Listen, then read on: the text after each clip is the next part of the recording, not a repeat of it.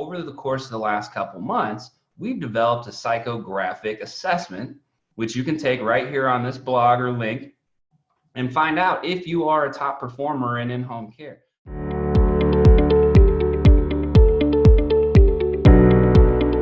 Good afternoon, it's Franchise Friday, and today I am starting a new 5-week series on a place at home's proven process. So when we started franchising, what were people going to buy into, right? And when me and Jared started this company, we used the book Traction by Gino Wickman, which I've referenced many times before. During those exercises in that book, you create your proven process. What do you do better than everybody else that makes you unique? So we've got 5 steps in our proven process, and I'm going to go through each of those steps on how to become a successful franchise owner over those 5 steps. Step 1 is the discovery phase. We call it the Are You Care phase. This is when you're starting to think about a business. This is when you're reaching out to us and you start speaking to our president, head of franchise development, Jared Evanich. Now, during the last couple of years, we've really evolved this stage.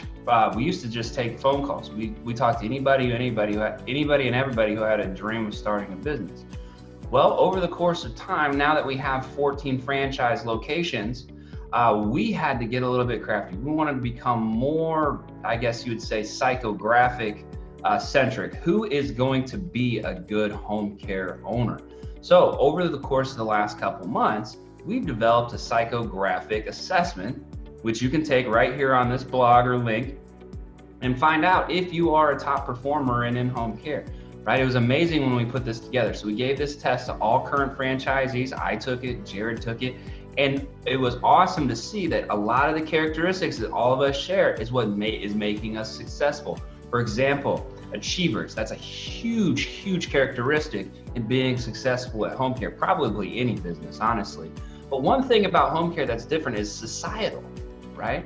You don't need to have that sense of feeling in a lot of restaurant businesses and stuff like that. But in this business, for sure, you have to have a sense of care. You have to care about what you're doing. You have to want to do this for the right reasons.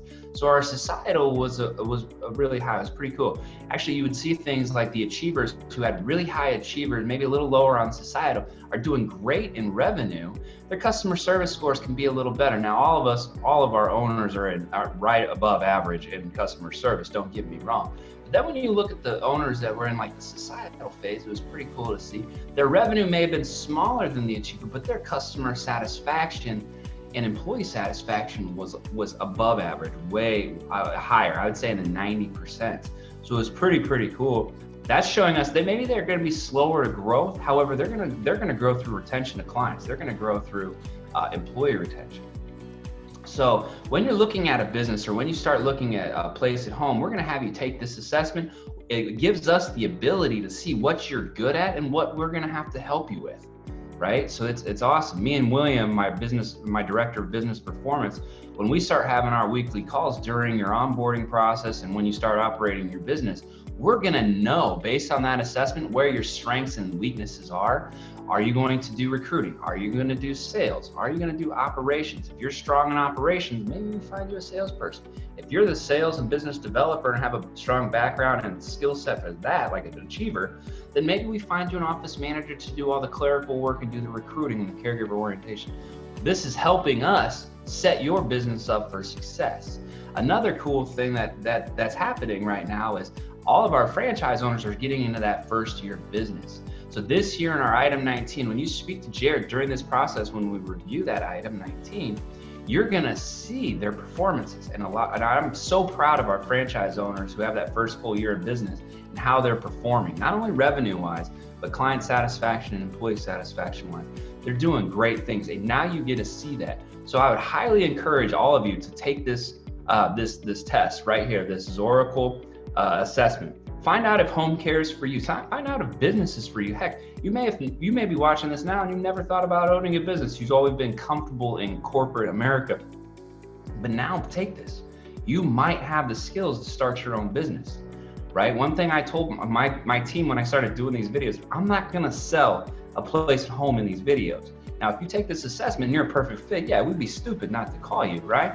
But if you take this assessment, you might find out that you're comparable to, I was comparable to the Dyson guy. I can't remember his name, but the creator of Dyson Innovation, right?